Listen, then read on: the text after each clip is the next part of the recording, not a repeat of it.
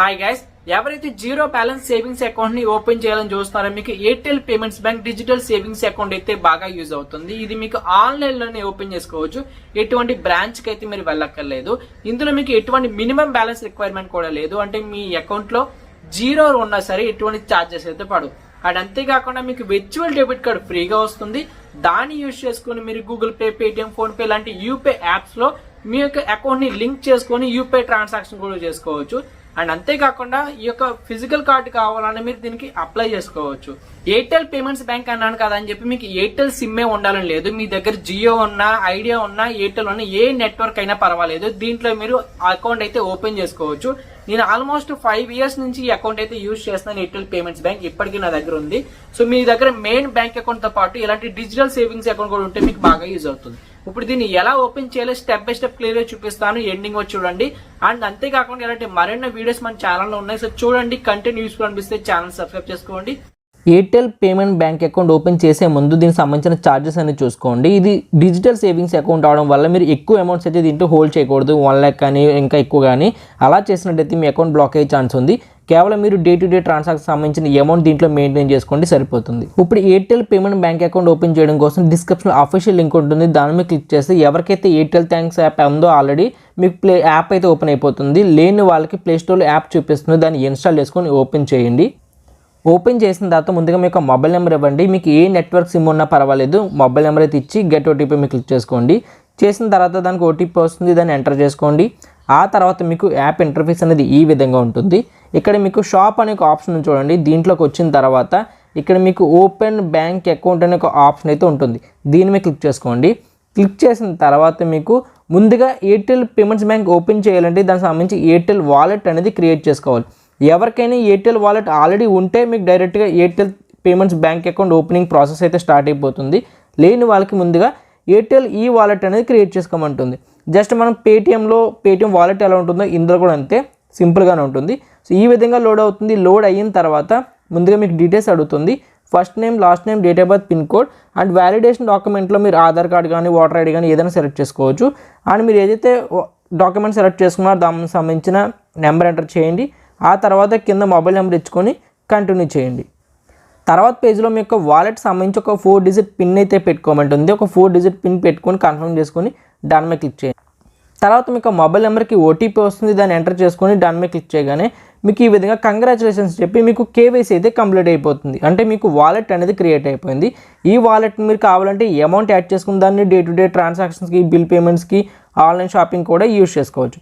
ఇది అయిపోయిన తర్వాత ఎక్స్ప్లోర్ నౌ మీద క్లిక్ చేసుకోండి. సో ఇప్పుడు మీకు ఈ వాలెట్ అనేది క్రియేట్ అయిపోయింది. క్రియేట్ అయిన తర్వాత మీరు ఏం చేస్తారంటే బ్యాక్ వచ్చేస్తారు. తర్వాత ఓపెన్ బ్యాంక్ అకౌంట్ అనే ఒక ఆప్షన్ చూడండి. షాప్ ఆప్షన్లోకి వచ్చినట్టయితే దాని మీద క్లిక్ చేసుకోండి. క్లిక్ చేసిన తర్వాత మీకు ఈ ఇంటర్ఫేస్ అయితే వస్తుంది. సో మీకు ఎయిర్టెల్ పేమెంట్స్ బ్యాంక్ సంబంధించిన ఏవైతే ఉన్నాయో మనకి డీటెయిల్స్ అవన్నీ మెన్షన్ చేశారు చూడండి.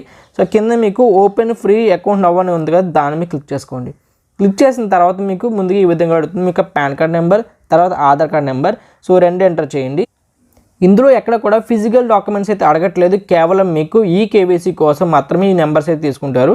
సో డీటెయిల్స్ ఎంటర్ చేసిన తర్వాత కింద పర్మిషన్ టిక్ పెట్టుకొని నెక్స్ట్ మీద క్లిక్ చేసుకోండి.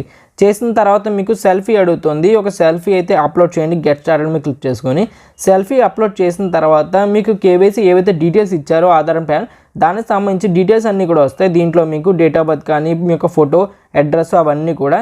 సో ఇక్కడ మీరు పర్మిషన్ టిక్ పెట్టుకొని ఇవన్నీ కరెక్ట్గా ఉండేలా చూసుకొని పర్మిషన్ టిక్ పెట్టుకొని ప్రొసీడ్ చేయండి. ప్రొసీడ్ చేసిన తర్వాత మీకు ఈ విధంగా చూపిస్తుంది. మీకు ఎడిషనల్ డీటెయిల్స్లో యాన్యువల్ ఇన్కమ్ ఎంటర్ చేయండి, మ్యారేజ్ స్టేటస్ ఎంటర్ చేయండి, ఆక్యుపేషన్, తర్వాత ఈమెయిల్ అడ్రస్.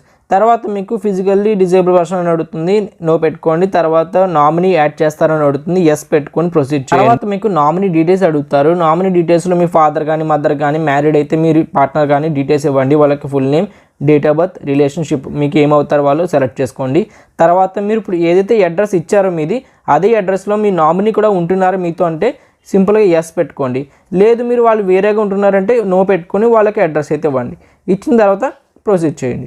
ఆ తర్వాత మీకు ఈ విధంగా make it deposit get started అని వస్తుంది. దీంట్లో మీరు అకౌంట్ యాక్టివేషన్ కోసం మినిమం 1 rupee అయినా సరే మీరు యాడ్ మనీ చేయాల్సిందే. మీకు ఇక్కడ 500 అని కాదు, సో ఇక్కడ చూసుకోవచ్చు add minimum of ₹1 to new account activate అని ఉంది. జస్ట్ ₹1 అనేసి మీరు యాక్టివేట్ చేసుకోవచ్చు. సో ఇక్కడ మీకు అమౌంట్ చూపిస్తుంది కదా, అక్కడ మీరు అమౌంట్ మాన్యువల్గా ఎంటర్ చేసుకోండి. ఒక ₹10 అయినా ఒక ఎంటర్ చేసుకొని ప్రొసీడ్ చేయండి. చేసిన తర్వాత మీకు పేమెంట్ ఆప్షన్స్ వస్తాయి. యూపీఐ దాంట్లో మీకు ఫోన్పే, గూగుల్ పే ఏదో సెలెక్ట్ చేసుకొని పేమెంట్ అయితే కంప్లీట్ చేయండి. వన్స్ పేమెంట్ కంప్లీట్ అయిన తర్వాత అకౌంట్ యాక్టివేషన్ అని చెప్పి మీకు చూపిస్తుంది. ఏదైతే పేమెంట్ చేశారో ప్రాసెసింగ్లో పడుతుంది, వెయిట్ చేయండి. స్టేటస్ అనేది అప్డేట్ అవుతుంది.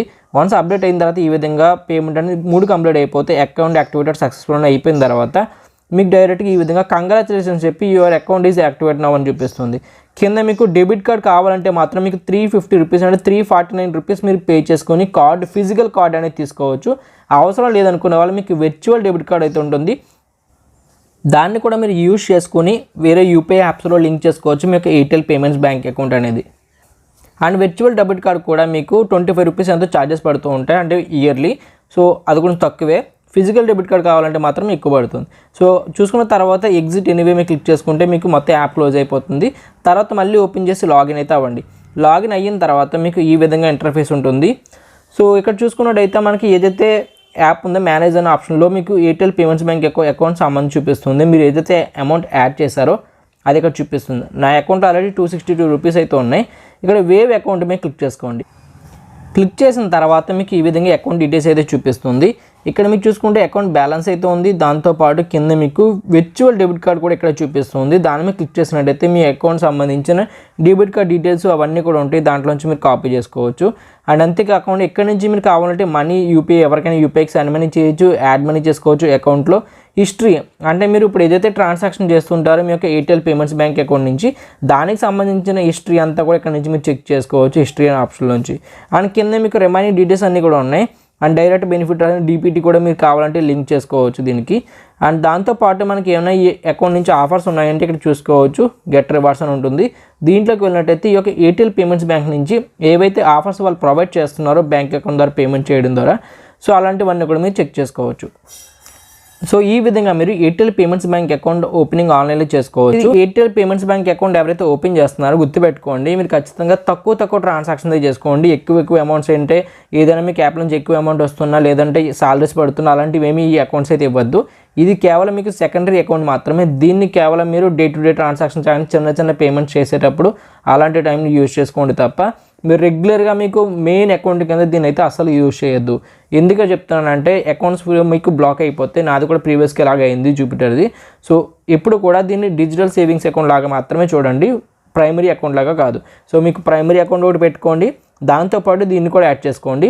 మీరు చిన్న పేమెంట్స్ ఏమైనా చేయాలంటే దీంతో చేసుకోండి. మీకు మెయిన్ ట్రాన్సాక్షన్స్ ఏమైనా పంపాలనుకుంటే మీరు మెయిన్ అకౌంట్ నుంచి ట్రాన్సాక్షన్ చేసుకోవచ్చు. అండ్ దాంతోపాటు మీకు ఏవైతే ట్రాన్సాక్షన్ డీటెయిల్స్ చెప్పానో చూసుకోవచ్చు. మీకు ఈ యొక్క ఛార్జెస్ సంబంధించి ఇవి కూడా గుర్తుపెట్టుకోండి. ఇలానే ఇంకా అదర్ బ్యాంక్ అకౌంట్ వీడియోస్ అన్నీ మన ఛానల్లో ఉన్నాయి. క్రెడిట్ కార్డ్ వీడియోస్ కూడా ఉన్నాయి. ఒకసారి చూడండి. మీకు ఏది యూస్ఫుల్ అనిపిస్తే దాన్ని అయితే ట్రై చేయండి. ఇంకా వీడియోస్ వస్తూనే ఉంటాయి. సో ఛానల్ సబ్స్క్రైబ్ చేసుకోండి ఇలాంటి ఇన్ఫర్మేటివ్ వీడియోస్ కోసం. సో వీడియోని అయితే లైక్ చేయండి. Thank you.